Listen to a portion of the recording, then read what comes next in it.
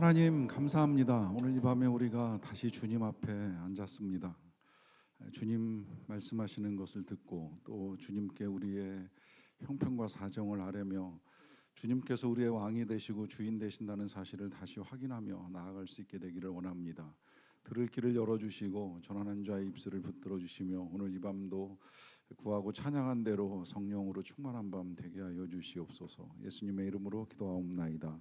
아멘. 이 밤에 함께 나누실 하나님 말씀은 마가복음 6장 17절부터 20절까지 말씀입니다. 마가복음 6장 17절부터 20절까지 말씀입니다. 17절부터 20절까지 하나님의 말씀을 저와 여러분들이 한 절씩 교독으로 읽겠습니다. 전에 헤롯이 자기가 동생 빌립의 아내 헤로디아에게 장가든 고로 이 여자를 위하여 사람을 보내어 요한을 잡아 옥에 가두었으니 이는 요한이 헤롯에게 말하되 동생의 아내를 취한 것이 옳지 않다 하였습니다. 헤로디아가 요한을 원수로 여겨 죽이고자 하였으되 하지 못한 것은 헤롯이 요한을 의롭고 거룩한 사람으로 알고 두려워하여 보호하며 또 그의 말을 들을 때에 크게 번민을 하면서도 달갑게 들으니라. 아멘.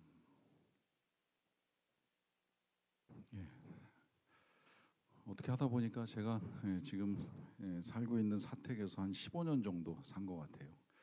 이렇게 오래 살게 될 줄 몰랐는데 어쨌든 오래 살게 되었습니다. 저는 결혼하고 이사 많이 다녔는데 이 전임 생활하면서도 여러 번 이사했어요. 영락교회는 전임으로 2년 정도 이제 머물게 되는데 그 2년 머무는 동안에도 몇십 년 만에 이 전도사들 사택이 미아리에서 후암동으로 옮기는 바람에 이제 1년은 미아리에서 살고 1년은 후암동으로 와서 이제 살게 되었습니다.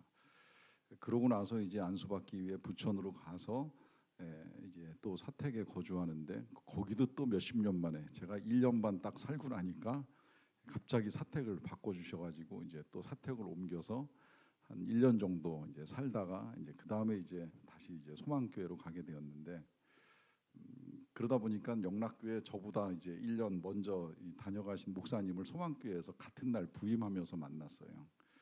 그래서 그 목사님하고 같이 미아리에서 이제 1년을 살고 그분은 떠났고 이제 저는 미아리에서 1년을 살고 후암동으로 이사를 갔기 때문에 그때 이제 제가 이렇게 이사를 가고 또 뭐 부천에서도 이제 이렇게 2년 반 있는 동안에 이제 2번 집을 옮겼으니까 이 여기서 어떻게 될지 모르겠다고 하니까 이제 그분이 그러시더라고요. 아마도 이제 김창준 목사 때문에 우리 또 여기 같이 사택 살다가 또 이사하는 거 아니겠는가 이제 이런 이제 얘기를 하셨는데 그래도 한 7년 살았어요. 거기서 이제 7년 살다가 이제 그러고 여기 왔는데 이렇게 오래 살게 될 줄은 몰랐어요. 어쨌든 살다 보니까 어느새 이제 15년째 살고 있는데 살면서 이제 재미난 현상이 하나 있습니다. 그건 이제 오래 살다 보니까 뭐 자주는 아니어도 그래도 이 아파트 라인 안에 있는 사람들하고 이렇게 마주칠 때가 있잖아요. 그러면 사실 15년 전에 그 봤던 얼굴들 몇 분은 남아 있어요. 그래서 이제 그분들하고는 인사하면서 오르내리면서 마주치면 반갑게 인사하고 이제 안부도 묻기도 하고 이제 그러는데 중간에 이제 바뀐 사람들 많잖아요. 근데 이 바뀐 사람들 이제 이사 가고 이사 오고 하는데 이제 가끔 낯선 아이들이 이제 나타납니다. 어떤 땐 아기가 나타나서 갓난 아기였다가 거의 한 1, 2년 만에 한 번씩 볼까 말까 하는데 이제 보면 이렇게 애들이 커가고 있잖아요. 그래서 뭐 말도 하고 이제 걷기도 하고 뭐 그러면서 이제 아이 이렇게 성장 과정을 오래 지켜보게 되는 애들이 있는데 그 중에 보면 이제 초등학교 한 1, 2학년 내지는 뭐 유치원 다닐 때쯤 이렇게 이사를 오는 애들이 있어요. 그래서 그 아이들 처음에 만날 때 보면 재밌는 현상이 있습니다. 이 아이들이 엘리베이터 안에서 인사 되게 잘해요. 그 유치원에서 배운 대로 배꼽에 손 딱 얹고 안녕하세요 이러고서 얼마나 예쁘게 인사를 하는지 몰라요. 그리고 그렇게 인사하는 애들은 경험해 보셨겠지만 기억되잖아요. 그리고 그런 인사 한 두어 번 받다 보면 이 아이 몇 층 사는지 입력되잖아요. 그래서 이 아이 알고 있거든요. 근데 이 아이가 초등학교 한 2학년, 3학년 올라갈 때 같이 그렇게 인사를 잘하다가 어느 순간 엘리베이터에서 딱 만났는데 생전 처음 보는 사람처럼 인사 안 하는 아이들 있죠. 언제 봤냐는 듯이 얼굴 모른 척하고 이렇게 탁 딴 데 쳐다보고 있거나 뭐 전화기 들고 있거나 하는 아이들이 있어요. 그러다가 그 아이가 또 대학생 가서 인사하는 걸 다시 받게 되는 일도 있습니다. 이제 오래 살다 보니까 경험하는 일이에요. 자, 어렸을 때 그렇게 인사를 잘하던 아이가 왜 고학년이 되고 중학교 가고 그러면서 왜 모른 척 하는 걸까요? 도대체 그 이유는 뭘까요? 분명히 그도 날 기억할 것이고 나도 그를 기억하는데 그 친구가 인사를 안 하는 이유는 뭘까요? 우리 이제 이 모든 걸 되게 묶어가지고 이제 사춘기라 그래 이제 이렇게 보통 이야기를 많이 하잖아요. 자, 좋아요. 뭐 사춘기라 그럴 수 있다고 생각은 하는데 그러면 왜 사춘기에 접어들면 아는 사람도 모르는 척하게 되고 인사하던 것도 멈추게 되는 걸까요? 도대체 이게 뭘까 하는 생각을 좀 한번 해보는 겁니다. 이게 그냥 단순히 제가 동네에서 누군가에게 인사를 받고 안 받고의 문제가 아니라 부모로서도 그런 경험을 하시잖아요. 우리 아이가 클 때는 안 그랬는데 이쁘게 잘 컸고 말도 잘 들었는데 어느 순간부터 슬슬 반항하기 시작을 하더니 뭐 말만 하면 못 들은 척하거나 뭐 오히려 대들거나 덤비거나 따지거나 하는 이제 이런 일들을 경험하게 되면 부모님들 마음이 이제 한없이 어려워지지 않습니까? 안 그랬었는데 이런 아이가 아닌데 이 아이가 왜 커가면서 이렇게 될까라고 하는 이런 생각 때문에 이제 마음이 힘들어지잖아요. 자, 그러면 이제 그렇게 성장하는 아이가 크면 어떻게 될까요? 크면 정말 누군가의 이야기를 잘 들을까요? 어떤 사람으로 성장을 해갈까요? 저는 그런 사람의 이 성장 과정들을 지켜보면서 왜 그럴까 이제 답을 정확하게 제가 이해를 하지는 못했지만 그러나 이제 이런 나름의 생각을 했어요. 어렸을 때는 어쨌든 부모로부터 듣고 그 들은 대로 행해 나가기 시작을 합니다. 그러니까 그 아이도 배웠겠죠. 학교에서 배우든 집에서 배우든 엘리베이터에서 어른들 만나면 인사 잘해, 똑바로 인사해, 뭔가 배웠던 아이였을 거예요. 그렇게 배웠던 아이가 어느 순간 성장하면서 인사를 안 하고 하는 이유는 뭐 자기 나름의 어떤 생각과 감정과 마음이 있을지는 모르겠지만 한 가지 분명한 건 이제 자기의 의지가 생긴 거예요. 나름의 판단이 있는 거예요. 굳이 인사를 안 해도 된다 하는 이제 나름의 판단에 따라 그런 행동이 나오는 거 아니겠는가라고 하는 생각을 합니다. 이게 이제 그야말로 사춘기에 접어들면서 나타나는 가장 중요한 현상은 자아가 형성이 되고 그 자아를 중심으로 해서 세상을 바라보기 때문에 내 생각, 내 마음이 중요해지다 보니까 이제 부모가 뭐라고 가르쳤던 혹은 학교에서 어떻게 배웠던 내 기분 따라 내 마음 따라 할 거야라고 하는 생각을 하지요. 문제는 이 생각이 옳은 방향으로 가면 이제 아무 문제가 될 게 없다는 거예요. 문제는 이 생각이 잘못 갈 가능성이 생각보다 크다는 거죠. 제가 안 믿는다고 여러분들에게 공개적으로 언젠가 설교 시간에 잠깐 언급했던 표현 중에 하나가 이런 표현이 있어요. 아이들이 알아서 할 거예요. 제가 그 말을 안 믿어요. 저는 어른도 알아서 못한다고 생각하는 사람이에요. 저도 제 인생을 알아서 못하는데 어른이 됐다고 해서 정말 인생을 잘 산다고 자부할 수 있으십니까? 그런데 아이들이 알아서 한다? 무슨 경험과 지식을 가지고 지혜를 가지고 알아서 하겠어요. 나이가 들어도 알아서 하는 건 쉬운 일 아니더라고요. 할 수 있을 것 같아요. 여러분, 대학 교수들은 우리나라에서 그나마 지성이라고 일컫는 사람들인데 이 사람들의 판단은 다 옳을까요? 그들은 알아서 자기의 인생을 정말 바르게 만들어가는 사람들일까요? 전 절대 그렇지 않다고 생각을 합니다. 인간은 근본적으로 올바른 판단과 결정을 하기가 어렵습니다. 우리가 볼 때 아이들의 생각이나 아이들의 판단이 틀렸을 때 많잖아요. 저러면 안 되는데 하면서 답답해하는 부모의 마음이 있잖아요. 그럼 그런 부모는 정말 옳은 삶을 살고 있느냐라고 질문할 때 자신 있게 그렇다 할 대답을 하기가 쉽지 않은 거죠. 그래서 이제 우리에게 하나님이 뭐가 옳은지 길을 제시해 주시는 거예요. 그 길이 성경에 들어있는 거예요. 누군가 성경을 그렇게 표현하시더라고요. 인생의 내비게이션 아닙니까? 하는데 적절한 표현이에요. 어느 길로 가야 될지 모르는 인생의 길이 성경에 들어 있어요. 문제는 사람들이 성경을 안 본다는 거죠. 그리고 봐도 그 길 따라 안 갈 가능성이 많다는 겁니다. 이 방향대로 가야 된다는 걸 모르지는 않지만, 그러나 이 방향보다는 딴 길로 가고 싶어하는 어린아이들 같은 마음, 사춘기 청소년 같은 마음이 어른들에게도 있다는 거. 이것이 제가 보니까 장성한다고 사라진다? 아닌 것 같아요. 많이 배웠다고 그렇게 된다? 아닌 것 같아요. 심지어 왕이 되고 권력을 가진다고 해서 그러면 그의 판단이 옳게 진행되는가? 그것 또한 아닌 것 같아요. 왕은 항상 언제나 주변에 자문역을 두게 되어 있습니다. 뭐 우리나라 같으면 대통령 주위에 뭐 비서관도 있고 여러 그의 판단과 생각을 도와줄 수 있는 많은 사람이 있는데, 그렇다고 해서 역대 대통령들이 정말 올바른 판단을 했느냐라고 하면 그 또한 쉽게 그렇다고 말하기가 어려운 것이죠. 그만큼 사람은 선한 결정들을 내리기가 쉽지 않다는 거예요. 그러다 보니까 이제 그 선하지 못한 판단들로 인해서 여러 가지 이제 위험한 일들을 초래하는데, 그것이 때로는 자신의 인생에 악한 영향을 가져올 뿐만이 아니라 남의 인생에도 타격을 주는 일이 벌어집니다. 이제 그 사건을 이제 오늘 저와 여러분들이 보시는 건데요.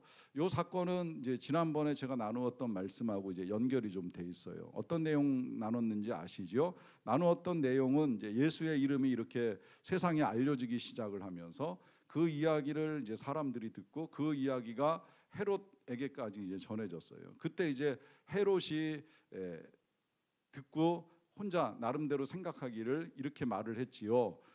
그는 아마 내가 목벤 요한이 살아난 거 아니겠는가, 이제 이런 생각을 하였던 것입니다. 자, 왜 그가 그렇게 이제 생각을 하느냐라고 하는 것에 대한 설명이 이제 오늘부터 이어지는데, 보통은 이제 이 설명과 관련된 사건이 하나의 단락으로 나뉘어지지만 저는 오늘 요걸 좀 잘라서 여러분들하고 20절까지만 보려고 하고 있는데요. 자, 일단은 이 헤롯이 어떤 결정을 했는지 17절 말씀을 보겠습니다. 전에 헤롯이 자기가 동생 빌립의 아내 헤로디아에게 장가든 고로 이 여자를 위하여 사람을 보내어 요한을 옥에 잡아서 옥에 가두었다라고 합니다. 자, 헤롯이 행한 일은 요한을 옥에 가둔 거예요. 옥에 가두게 된 이제 사연을 지금 설명하는 것인데, 전에 이 헤롯이 동생 빌립의 아내 헤로디아에게 장가를 들었어요. 이 동생 빌립은 헤롯의 친동생이 아니라 이복 동생입니다.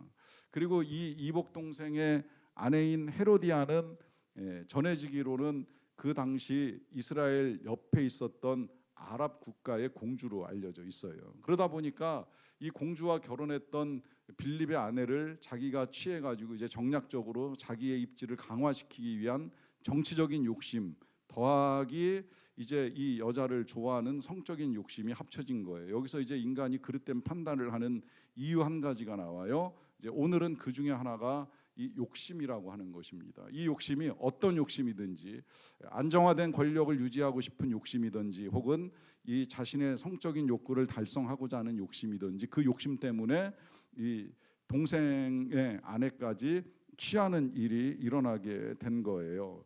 자, 이 일을 저지를 때에 헤롯이 아까 그 17절에 보시게 되면 여자를 위하여 사람을 보냈다라고 하는 표현이 나오잖아요. 요 사람을 보낸다라고 하는 표현이 이제 이 힘의 오용의 한 형태로 가장 잘 나타나는 모습인데, 요 사람을 보낸다는 단어가 제일 많이 등장하는 본문이 제가 그냥 아는 바로는 이 사무엘 하 11장이에요. 그 사무엘하 11장 무슨 사건인지 기억하시죠? 다윗이 밧세바를 범하는 사건인데, 왕궁에서 이렇게 느지막이 이제 거닐다가 목욕하는 여인을 보고 사람을 보내서 여자를 불러오고, 그 다음에 이제 다시 보낸 다음에 이제 그 여자가 임신했다는 소식을 들으니까 그 다음에 이제 또 사람을 보내서 그 남편 우리아를 불러들이고, 그래서 이제 우리아를 다시 그 집으로 또 보내는데 그냥 보내는 게 아니라 사람을 보내서 떡과 음식과 포도주를 같이 보내잖아요.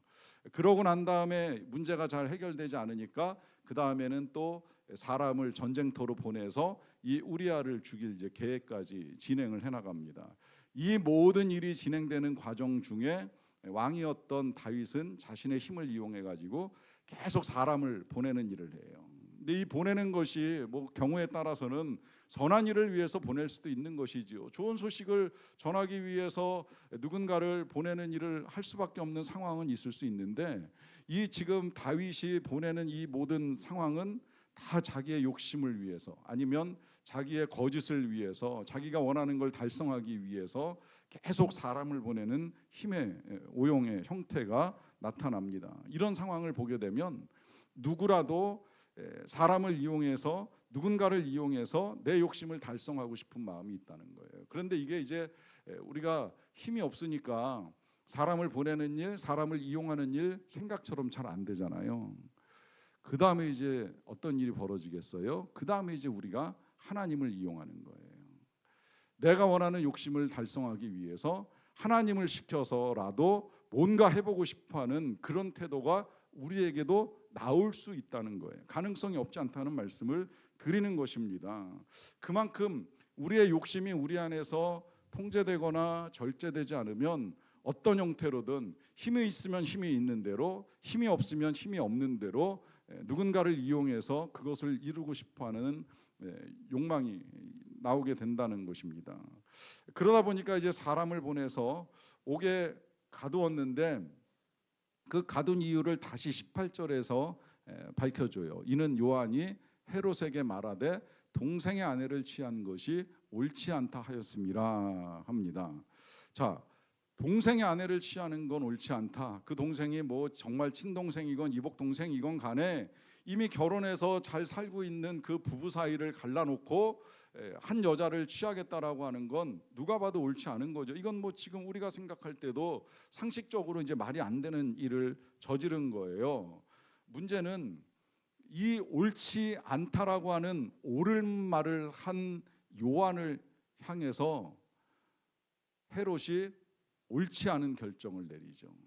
그 옳지 않은 결정이 뭐예요? 요한을 옥에 가둬버리는 거예요.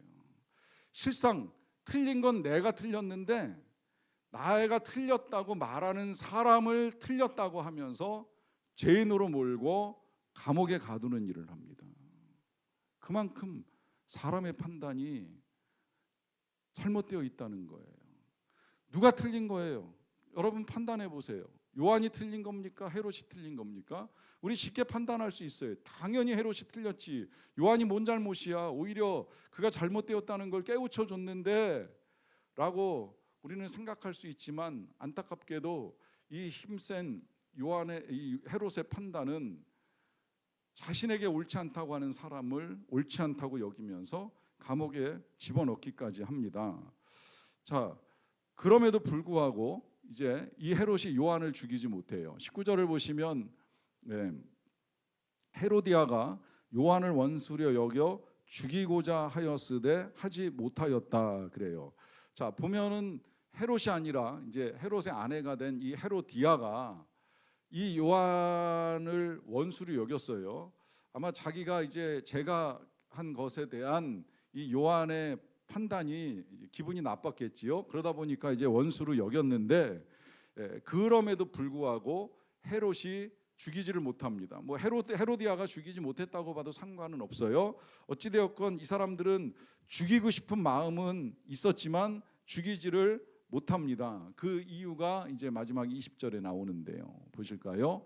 헤롯이 요한을 의롭고 거룩한 사람으로 알고 두려워하여 보호하며 또 그의 말을 들을 때에 크게 번민을 하면서도 달갑게 들음이러라 합니다. 자, 이 요한을 대하는 헤롯의 태도를 보세요. 요한을 의로운 사람, 거룩한 사람으로 알고 있어요. 그리고 그를 두려워하는 마음도 없지 않아 있는 것 같아요. 그래서 이제 그를 지켜주고자 하니까 헤로디아가 원수같이 여기고 죽이고자 해도 못 죽였는지 모르겠어요. 그리고 그 뒤에 또 그의 말을 들을 때에, 이 요한이 하는 말을 들을 때에 번민은 하지만 달갑게 들음이러라 그래요. 자, 달갑게 듣는다라고 하는 건 잘 듣는 태도를 말하는 거 아니겠습니까? 이게 사람이 말을 할 때 듣는 사람의 태도를 보면 달갑게 듣는구나라고 하는 느낌이 들 때도 있고, 어떤 경우에는 전혀 귓등으로도 안 듣고 있구나라고 하는 걸 느낄 때도 있잖아요. 아주 간혹 복음 나누다 보면 정말 똑같은 내용을 가지고 제가 수십 번 나누는데, 이게 참 전할 때 보면 반응이 굉장히 좋은 성도님들이 계시고, 아주 드물게 정말 이 사람의 반응은 왜 이렇지? 왜 이렇게 딱딱할까? 왜 이렇게 마음이 굳어 있을까? 이제 이런 생각이 들 때가 한 번씩 있거든요. 그런데 그런 와중에 달갑게 듣는다라고 하는 건 굉장히 좋은 태도로 잘 듣는 거잖아요. 자, 그런 태도로 듣기 때문에 헤롯이 번민을 해요. 번민을 한다는 건 마음속에 내적인 갈등과 고민이 일어나고 있다는 이야기인데, 문제는 그 뒤에 이제 우리가 다음 시간에 보려고 생각을 하고 있는데, 그 뒤에 이 번민하면서 달갑게 들었던 말씀을 듣는 헤롯의 결정을 보면, 또 헤롯의 판단을 보면, 저는 이 헤롯이 진짜 요한의 메시지를 달갑게 들은 사람이 맞나라고 하는 의문이 듭니다. 왜냐하면 듣기는 들어도 그 삶에는 아무런 변화가 일어나지 않잖아요. 변화가 일어나기는커녕 더 나빠지고 악해지잖아요. 왜 그럴까요? 우리 교회 다녀가셨던 그 열린교회 김남준 목사님 쓰신 책들 중에 이런 제목의 책이 있어요. 자네 정말 그 길을 가려나 하는 제목의 책입니다. 신학생들에게, 목회를 준비하는 이제 사람들에게 정말 목회할 건가? 왜 그 길을 가려나? 그 길을 가려면 어떤 준비가 필요한가 하는 이제 여러 가지 항목들을 가지고 이제 써주신 책인데요. 그 책에 이 대제목이 있고 이제 이 소제목이 있잖아요. 그 소제목 중에 그런 건 꼭 제가 참 안 잊어버려. 안 잊어버리는 이 소제목 중에 하나, 요런 파트 제목이 하나 있습니다. 몸 파는 여전도 회장. 별로 듣기 안 좋죠. 이게 이제 그 목사님이 예를 들어서 이제 하신 설명인데, 동두천에 뭐 지금은 이제 이 미군들이 많이 사라지긴 했지만, 동두천에서 이제 그걸 직업으로 삼아서 일을 하던 여자가 있었어요. 이 여자가 교회를 나와서 이제 신앙생활을 하기 시작을 한 거예요. 그래서 예수님을 믿었는지는 모르겠지만 그 교회에서 여전도 회장이 된 겁니다. 그런데 직업이 안 바뀌었어요. 그러니까 주일에는 교회 와서 여전도 회장이라고 뭐 봉사하고 회의 주재하고 뭐 기도하고 하는 거 다 하는데, 그러고 다시 이제 세상에 나가면 그 직업 그대로 그냥 살아가고 있는 거예요. 그러면서 이제 목사님이 하시는 말씀이죠. 뭐가 변했는가? 그에게 있어서 예수님을 믿는 믿음은 무엇인가라고 하는 의문을 제기하는 겁니다. 근데 그 의문을 제기하는 것이 그분의 문제를 지금 말씀하시고자 하는 것이 아니라, 신학생들이나 목회자들이 성경을 연구하고 설교를 하는 사역을 감당하면서 변하지 않는 이제 본인들의 삶에 대한 이제 각성을 이제 촉구하시는 메시지라고 보면 되시는데요. 뭐 저는 그 메시지가 뭐 그 여자 회장 내지는 뭐 목회자들뿐만이 아니라 우리 모두가 다 함께 들어야 될 메시지라고 생각을 하는 거예요. 수십 년 교회를 다니고 수십 년 신앙생활을 한다고 하는데 정말 내 삶에 일어나지 않는 변화들, 번민은 하지만 달갑게는 듣지만, 그러나 내 삶에 변화가 일어나지 않고 있다고 한다면 이건 도대체 어떤 의미인가라고 하는 질문을 해볼 필요가 있다는 겁니다. 팀 켈러 목사님이 쓰신 책 가운데 예수라고 하는 제목의 소책자가 하나 있어요. 이 책은 예수님의 탄생을 중심으로 해서 이제 몇 가지의 사건들을 가지고 예수님에 대해서 아주 정리를 잘 해주신 이제 책인데요. 그 책에 요런 이제 또 제목의 챕터가 있습니다. 이런 제목이에요. 내 속에 날뛰는 헤롯 왕이 물러나야 한다라고 하는 제목입니다. 자, 내 속에 날뛰는 헤롯 왕이 물러나야 한다 할 때, 이 헤롯은 오늘 본문의 헤롯이 아닙니다. 오늘 본문에 나와 있는 헤롯의 아버지를 이야기하는 거예요. 그 아버지는 예수님이 이 땅에 태어날 때 동방 박사들이 와가지고 이제 메시아 왕이 어디서 났느냐라고 하는 질문을 듣고 그때부터 이제 날뛰기 시작을 하죠. 그래서 날뛰면서 이제 그 베들레헴 지역에 태어난 모든 아기들 대략 한 20-30명 정도 됐을 거라고 생각을 하는데 그 아이들을 다 죽이라고 이제 명령을 내리면서 날뛰던 헤롯 왕이고, 지금 이제 오늘 본문에 나와 있는 요 헤롯 왕은 그 아들 헤롯 안티파스라고 우리에게 알려져 있는 그 아들이에요. 문제는 그 헤롯이 어느 때 헤롯이든지 간에 아버지나 아들이나 다를 것이 없다는 거예요. 지금 아버지는 아버지대로 아직 왕이 되지도 않은 아기들을 잡아 죽이겠다고 날뛰는 광기를 보여줬다고 하면, 지금 이 헤롯은 이제 자신이 행한 일이 잘못되었다고 옳지 않다고 말한 요한을 잡아서 어찌할지를 모르면서 이제 광기를 부리는 이제 그런 왕입니다. 문제는 이 광기를 가지고 있는 한 절대 그 누구도 예수님을 만날 수 없다는 거예요. 꼭 아버지 헤롯 왕이 아닐지라도 아들 헤롯 왕이 아닐지라도 누구든 우리 안에 날뛰는 이 광기가 죽지 않는 한, 이 광기가 물러가지 않는 한 절대 우리는 주님을 바르게 만날 수가 없습니다. 이 말은 누구든 이런 태도를 가질 수 있다는 거예요. 이런 모습을 보일 수 있다는 거예요. 듣기는 듣지만, 번민은 하지만, 달갑게 듣지만 내 안에 살아있는 왕이 되고 싶어하는 나의 욕심, 나의 마음을 내려놓지 않는 한 사실은 다를 것이 없다는 거예요. 우리가 거라사 광인에서도 봤잖아요. 제가 전하기는 좀 불편하고 죄송했어요. 이 광인이라고 하는 표현이 썩 좋지 않은 표현인데 이런 표현 사용하는 거 저도 별로 원하진 않지만, 어쨌든 그게 꼭 그 사람에게만 있는 일일까? 내 안에는 없을까? 이것이 꼭 헤롯 왕에게만 해당되는 말씀일까? 나에게는 없을까라고 하는 생각을 해보면서 들어야지요. 그렇게 듣지 아니하면 우리는 다 남 얘기로 들으면서 정작 내 삶에 이루어가야 될 변화를 이루지 못합니다. 그 변화를 이루지 못할 때 어떤 일이 벌어지게 되는가? 이제 그건 다음 시간에 보시게 될 거고요. 적어도 오늘 이 시간을 통해서 우리가 분명하게 알아야 될 것은 내 안에 뭔가 잘못된 걸 바로잡아 나가야 될 필요가 있다는 거예요. 그 가운데 팀 켈러 목사님이 아까 제가 소개한 책에서 이런 말씀도 하시더라고요. 우리는 종교를 통해서 하나님을 길들이려고 한다. 우리의 온갖 행위로 하나님을 채무자로 만들려고 한다. 짧게 말씀하셨지만 큰 울림이 있는 표현이었어요.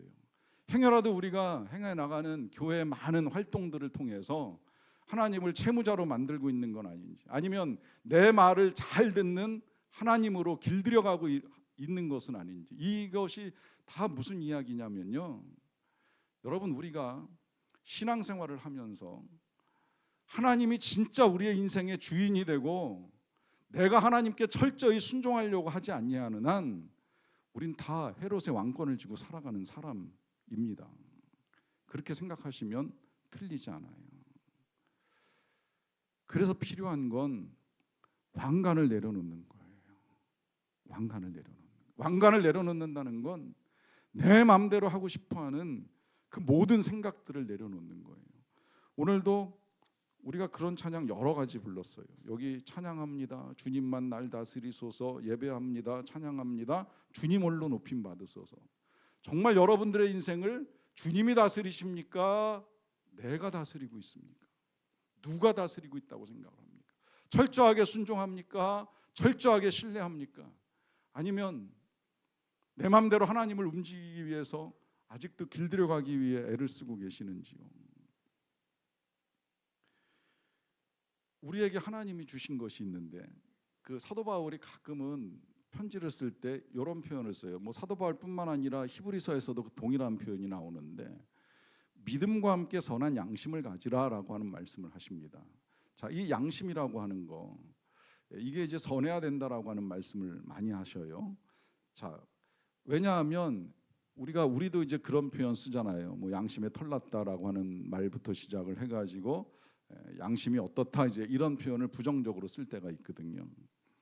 양심은 하나님이 우리의 마음을 울릴 때 쓰는 이제 도구라고 보셔도 돼요. 뭐 그래서 누군가는 이 양심이 결국은 이제 성령을 담는 그릇이 된다, 뭐 이렇게까지 표현을 하시는데, 뭐 그것도 굉장히 좋은 표현이에요.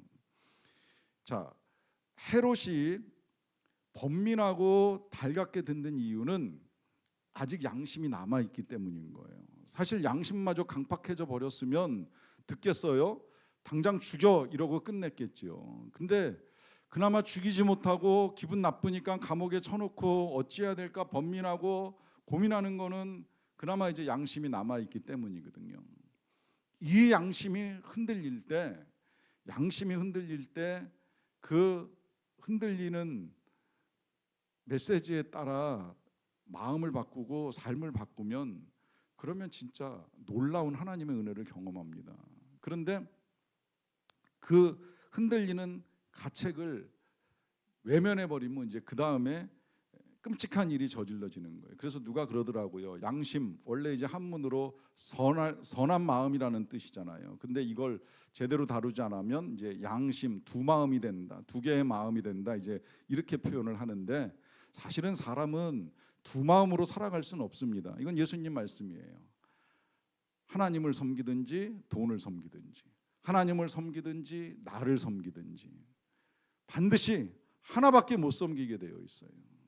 행위로는, 겉으로는 얼마든지 하나님을 섬기는 종교 행위를 할 수는 있지만, 그러나 실상은 하나님을 섬기면 나를 섬길 수가 없는 거고요. 나를 섬기면서 하나님을 섬긴다? 있을 수 없는 일이에요. 그러니까 이건 할 수 있지만 이건 못해, 이건 가능하지만 이건 불가능해, 이건 순종하지만 이건 마음에 안 들어서 순종 못해. 그게 두 마음인 거예요. 하나님을 섬기고 있지 않다는 증거로 보셔도 되는 거예요. 내가 중요한 거예요. 아직도 내 가치가 하나님 위에 있는 거예요. 그래서 이제 말씀을 드리는 거예요. 왕관을 내려놓아야 된다. 자, 이게 참 어렵습니다. 지금 헤롯이 어려운 건 다른 어떤 것보다 왕관을 내려놓는 거예요. 이 왕관이 어려운 게 어느 정도로 어려운 거냐면요, 옛날에 빌 클린턴이 스캔들로 인해 가지고 백악관에서 굉장히 이제 힘들었던 시간을 보냈잖아요. 그도 그나마 이제 양심이 있으니까 그 당시에 굉장히 큰 교회 유명한 목사님, 뭐 우리 사실 이름 되면 다 아시는 빌라이블스 목사님을 불러다가 상담을 했다 그러더라고요. 상담을 했어요. 제가 지금 어떻게 하면 좋겠습니까? 목사님 좀 말씀을 좀 해주세요.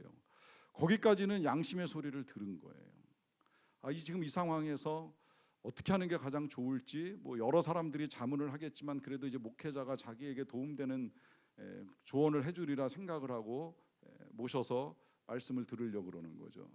그때 빌 목사님이 이렇게 말씀을 하셨다 그러더라고요. 사임을 하세요. 죄를 인정하고 사임을 하세요. 그러면 오히려 미국민들이 그 용기에 박수를 보내고 임기를 채우라고 할 것입니다 라고까지 조언을 했어요. 그때 클린턴의 대답이 남아 있어요. 그건 좀 어렵습니다. 대통령을 놓긴 너무 싫어요. 이런 대답을 했다 그러더라고요. 왜 그럴까요? 그는 권력의 맛을 봤던 거예요. 그 권력의 맛을 본 다음에 자신이 불러일으킨 스캔들을 가지고 이걸 내려놓는다? 싫었던 거예요. 그러니까 그 양심이 기회를 잃어버리고 결국에는 그가 임기는 마쳤지만 또 한 명의 부끄러운 미국 대통령으로 오명을 지금까지도 떨치지 못하고 있는 거예요. 후에 그 르인스킨가 하는 여자가 나중에 나와서 계속 폭로하면서 끝없이 괴롭히잖아요. 이 귀한 순간, 양심에 따라서 움직여야 될 그 순간을 놓치면서 그 고통이 길어집니다. 자, 제가 여러분들께 드리고자 하는 말씀은 이 이야기예요. 그럼 우리는 어떻게 해야 되는가? 이 이야기를 하다 보면 자꾸 생각을 남한테로, 뭐 지금 진짜 이 왕권을 진 사람에게로 이렇게 초점을 돌리려고 애쓰지 마세요. 여러분, 광기는 헤롯만 있는 것도 아니고 그 누구에게 있는 것도 아니고요. 그냥 나한테 있다고 생각을 하시고요. 나에게 있어서 그럼 나는 어떻게 해야 되느냐라고 했을 때 지금 명확하게 이제 우리에게 말씀하시는 메시지가 있잖아요. 그건 나의 왕권을 내려놓는 것입니다. 나의 왕관을 내려놓는 것입니다. 십자가 앞에서. 두려워하지 마세요. 무서워하지 마세요. 이것마저 없으면, 내 자존심마저 없으면, 내 의지마저 없으면, 아니 내가 이것마저 버려야 되는가라고 하는 그거 버리시라고 지금 제가 말씀을 드리는 거예요. 왜? 그때 하나님의 역사가 나타나기 시작을 하는 거예요. 그때 하나님의 은혜가 나타나기 시작을 하는 겁니다. 우리는 그 실예를 저는 월요일부터 목요일까지 새벽마다 읽은 말씀 속에서 너무 명확하게 봤어요. 룻 정말 다 잃어버렸어요. 남편, 시아버지, 동서 다 떠나고, 그리고 시어머니 쫓아왔잖아요. 그 시어머니 나오미는 뭐가 남았어요? 남편, 두 아들, 고국 땅의 땅덩어리까지 다 뺏기고 남은 거라고는 며느리, 어린 며느리 하나 데리고 온 게 전부였어요.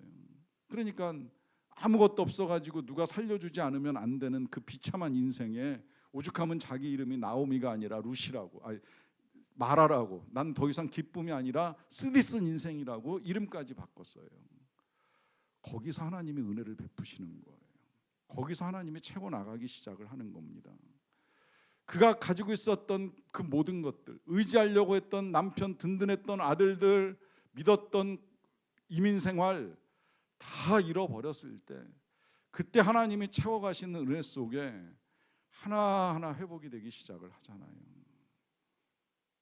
여러분, 내가 채우는 것이 절대 아닙니다. 내 인생 내가 만들어가는 것이 절대 아닙니다. 내가 왕권을 쥐고 날뛰면서 내 인생을 하나님이 좀 내 맘대로 만들어가라고 하는 한 절대 우리의 인생이 만들어질 수가 없습니다. 오히려 내려놓고 포기하고 하나님께서 만드시도록 우리 하나님 앞에 내려놓읍시다. 기도하겠습니다. 하나님, 오늘 우리가 헤롯 왕을 들여다봅니다. 말씀을 듣는 사람이었습니다. 달갑게 듣고 번민도 했는데 정작 내려놔야 될 것을 내려놓지 못함으로 그의 양심이 강팍해지고 그가 망해가는 길을 보게 됩니다. 행여 우리가 이런 삶을 살고 있는 건 아닌지요. 하나님, 우리의 삶에도 선한 변화가 일어나기를 원합니다. 그 변화를 위해서 오늘 우리에게 들려주신 말씀에 따라 우리의 자존심, 우리가 미워하는 마음, 악하고 더러운 욕심 이르기까지 모든 것들을 다 내려놓게 되기를 원합니다. 예수님의 이름으로 기도하옵나이다. 아멘.